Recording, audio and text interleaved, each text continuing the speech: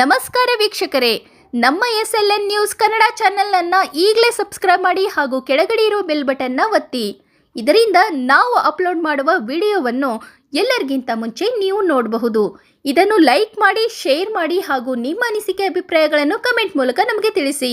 ನಮ್ಮ ಚಾನೆಲ್ನಲ್ಲಿ ಸುದ್ದಿ ಮತ್ತು ಜಾಹೀರಾತುಗಳನ್ನು ನೀಡಲು ದೂರವಾಣಿ ಸಂಖ್ಯೆ 9945874894. ನಮ್ಮೆಲ್ಲರ ನೆಚ್ಚಿನ ನಾಯಕರು ಪ್ರಧಾನಮಂತ್ರಿಗಳಾದಂಥ ನರೇಂದ್ರ ಮೋದಿಜಿಯವರು ನಮ್ಮ ಭಾರತದ ಸೈನಿಕರು ನಮ್ಮ ಇಡೀ ದೇಶಕ್ಕೆ ಹೊಸದೊಂದು ದೀಪಾವಳಿಯನ್ನು ಕೊಡುಗೆಯಾಗಿ ಕೊಟ್ಟಿದ್ದಾರೆ. ನಮ್ಮ ಏನು ಹೆಣ್ಣು ಮಕ್ಕಳ ಸಿಂಧೂರದ ಮೇಲೆ ಕಂಡಿಟ್ಟಿದ್ದಂಥ ಈ ಉಗ್ರಗಾಮಿಗಳು, ಅದಕ್ಕೋಸ್ಕರನೇ ಆ ಹೆಣ್ಣು ಮಕ್ಕಳ ಏನು ಸೌಭಾಗ್ಯವನ್ನು ಕಸ್ಕೊಂಡಿದ್ದಂಥ ಈ ಪಾಕಿಸ್ತಾನದ ಉಗ್ರಗಾಮಿಗಳನ್ನು ಇವತ್ತು ಸಂಹಾರ ಮಾಡಿರ್ತಕ್ಕಂಥದ್ದು. ಲಾಹೋರ್ಗೆ ಮತ್ತು ನಮ್ಮ POK ಈ ಎರಡೂ ಭಾಗದಲ್ಲೂ ಸುಮಾರು 9 ಜಾಗದಲ್ಲಿ ನಮ್ಮ ಸೈನಿಕರು ಉಗ್ರ ಅಡಗುತಾಣಗಳಿಗೆ ಬ್ಲಾಸ್ಟ್ ಮಾಡೋದ್ರ ಮುಖಾಂತರ ಸುಮಾರು 100ಕ್ಕೂ ಹೆಚ್ಚು ಉಗ್ರಗಾಮಿಗಳನ್ನು ಇವತ್ತು ಕಳಿಸಿದ್ದಾರೆ. ಇದಕ್ಕೋಸ್ಕರ ನಾನು ಈ ದೇಶದಲ್ಲಿ 60 ವರ್ಷ ಆಳ್ವಿಕೆ ಮಾಡಿದಂಥ ಕಾಂಗ್ರೆಸ್ ಪಾರ್ಟಿಯವರು ಯುದ್ಧನೇ ಬೇಡ ಅಂತ ಇದೆ. ಈ ದೇಶದಲ್ಲಿರ್ತಕ್ಕಂಥ ಪ್ರತಿಯೊಬ್ಬ ಪ್ರಜೆನೂ ರಾಜಕಾರಣ ಬಿಟ್ಟು ಈ ದೇಶದಲ್ಲಿ ನಡೀತಾ ಇರ್ತಕ್ಕಂಥ ಏನು ಆಂತರಿಕ ಈ ಭಯೋತ್ಪಾದನೆಗಳಿದ್ದಾವೆ ಇದರ ವಿರುದ್ಧವಾಗಿ ನಾವೆಲ್ಲ ಒಗ್ಗಟ್ಟಾಗಿ ನಿಲ್ಲಬೇಕು.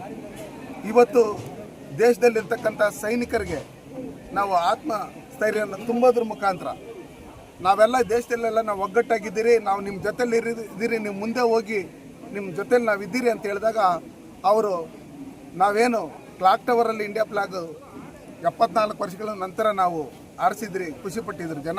ಇಲ್ಲಿ ನಾವು ಲಾಹೋರಲ್ಲೂ ಭಾರತ ಧ್ವಜನ ಆರಿಸೋಂಥ ದಿನಗಳು ತುಂಬ ದೂರ ಏನಿಲ್ಲ. ಅದಕ್ಕೋಸ್ಕರ ಈ ದೇಶದಲ್ಲಿರ್ತಕ್ಕಂಥ ಪ್ರತಿಯೊಬ್ಬರೂ ದೇಶದ ಪರವಾಗಿರಬೇಕು. ಯಾರೇ ಪಾಕಿಸ್ತಾನಿ ಏಜೆಂಟ್ಗಳಾಗಿದ್ರೂ ದಯವಿಟ್ಟು ಅವರಿಗೆ ಸನ್ಮಾನ್ಯ ನರೇಂದ್ರ ಮೋದಿಯವರು ಒಂದು ಕಾಲಾವಕಾಶ ಕೊಟ್ಟಿದ್ದಾರೆ, ಹೋಗ್ಬಿಡಿ ಬಾರ್ಡ್ರಲ್ಲಿ, ನಿಮ್ಮನ್ನು ಅಲ್ಲಿ ಸೇರಿಸ್ಕೊಂತ ಇಲ್ಲ, ಯಾರನ್ನು ಅಲ್ಲೇ ಅಡ್ಡ ಹಾಕ್ಬಿಟ್ಟಿದ್ದಾರೆ.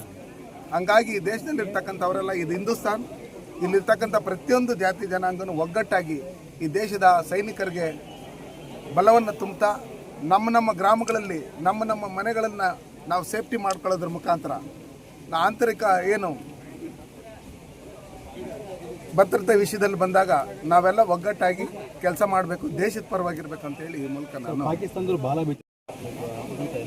ಪಾಕಿಸ್ತಾನದವ್ರಿಗೆ ಬಾಲನೇ ಇಲ್ಲ. ಇವಾಗ ಆ ಇರೋ ಬರೋದೆಲ್ಲ ಕಟ್ ಮಾಡೋಕ್ಕಿದ್ದಾರೆ. ಈಗಾಗಲೇ ನೀರು ಇಲ್ಲ, ಪೇಪರ್ಗಳಲ್ಲಿ ಉಂಚ್ಕೊಂತ ಇದ್ದಾರೆ, ನೋಡಿದ್ದೀರಿ ಇವೆಲ್ಲ ಕಥೆಗಳು ಎಲ್ಲ ನೀವು ಮೀಡಿಯಾಗಳಲ್ಲಿ ನೋಡ್ತಾ ಇದ್ದೀರಿ.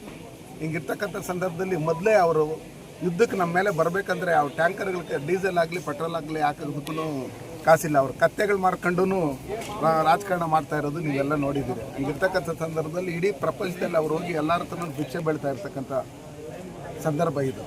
ಅದಕ್ಕೋಸ್ಕರ ಇವತ್ತು ಒಂದು ಕಡೆ ಬಲೂಚಿಸ್ತಾನ್, ಇನ್ನೊಂದು ಕಡೆ ಪಾಕಿಸ್ತಾನದಲ್ಲಿರ್ತಕ್ಕಂಥ ಅಲ್ಲಿನ ಸ್ಥಳೀಯರೇ ಇವ್ರನ್ನ ಕಳಿಸ್ಬಿಡಿ, ನಮ್ಮನ್ನು ಸೇರಿಸ್ಕೊಂಬಿಡಿ, ದೇಶದೊಳಗಡೆ ಅಖಂಡ ಭಾರತ ಆಗೋಗ್ಲಿ ಅನ್ನೋ ಲೆಕ್ಕಾಚಾರದಲ್ಲಿ ಎಲ್ಲರೂ ಕಾಯ್ತಾ ಇದ್ದಾರೆ. ಯಾಕಂದರೆ ಅಲ್ಲಿ ಒಂದೊಂದು ದಿನನಿತ್ಯದ ಬಳಕೆ ವಸ್ತುಗಳೂ ಯಾವ ರೀತಿ ಗಗನಕ್ಕೆ ಹೋಗಿದೆ. ಅದರಲ್ಲಿ ನಮ್ಮ ಕೋಲಾರ ಜಿಲ್ಲೆಯಲ್ಲಿ ರೈತರು ಇಡೀ ಏಷ್ಯಾಗೆ ಟೊಮೊಟೊ ಸರಬರಾಜು ಮಾಡ್ತಾ ಇದ್ದದ್ದು ಅದನ್ನು ಯಾವ ರೀತಿ ಸ್ಟಾಪ್ ಮಾಡಿದ್ದಾರೆ. ಅದೇ ರೀತಿಯಲ್ಲಿ ಇವರೇನು ಉಗ್ರಗಾಮಿಗಳಿಗೆ ಪೋಷಣೆ ಮಾಡೋಂಥ ಕೆಲಸಗಳನ್ನು ಇವ್ರು ಮಾಡ್ತಾ ಇದ್ದಾರೆ. ಇಡೀ ಪ್ರಪಂಚದವರು ಇವ್ರ ವಿರುದ್ಧವಾಗಿದ್ದಾರೆ, ಪಾಕಿಸ್ತಾನ ವಿರುದ್ಧವಾಗಿ.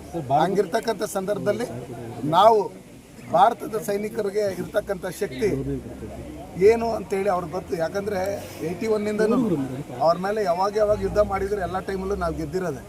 ಈ ಸಲ ಏನಾದ್ರು ನಮ್ಮ ತಂಟೆಗೆ ಬಂದರೆ ಟೋಟಲ್ ಪಾಕಿಸ್ತಾನ ಅಖಂಡ ಭಾರತ ಆಗೋದೈತೆ ಅನ್ನೋದ್ರಿಂದ ಯಾವುದೇ ರೀತಿಯಾದಂಥ ಸಂಶಯ.